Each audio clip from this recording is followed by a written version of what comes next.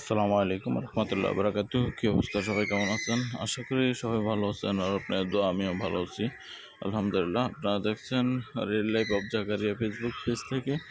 আমি আছি আপনাদের সাথে জাকারিয়া রিয়াদ।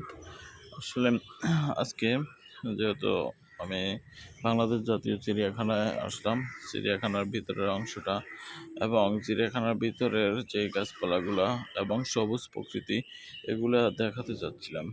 তো যেহেতু আমি দেখেছি, আপনারা কেন না দেখবেন।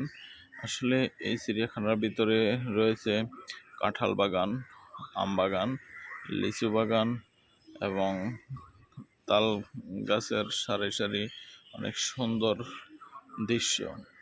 এখানে আরও রয়েছে কৃষ্ণচূড়া গাছ এবং কৃষ্ণচূড়া ফুলের যে একটা সৌন্দর্য, পুরোটা আকাশ মনে হচ্ছে যে লাল হয়ে আছে। তাছাড়া এখানে বিভিন্ন প্রজাতির পশু পাখি এবং জীবজন্তু সব কিছুই আছে। আসলে এই চিড়িয়াখানাটা এভাবেই কিন্তু জাতীয়করণ করা হয় নাই, যেহেতু এটার ভিতরে সব কিছুই আছে সে কারণে এটাকে জাতীয়করণ করা হয়েছে। আর এই চিড়িয়াখানার যে আয়তন সেটা আসলে আমি একজ্যাক্টলি বলতে পারি না, কিন্তু আমি ব্যক্তিগতভাবে সকাল 11টা বাজে এখানে এসেছি, বিকাল 5টা বাজে এই চিড়িয়াখানা ঘুরে শেষ করতে পারিনি। তো নিশ্চয়ই বুঝতে পারেন যে এই চিড়িয়াখানাটা কত বড়। তারপরও ঘোরার চেষ্টা করতেছি, ঘুরতেছি।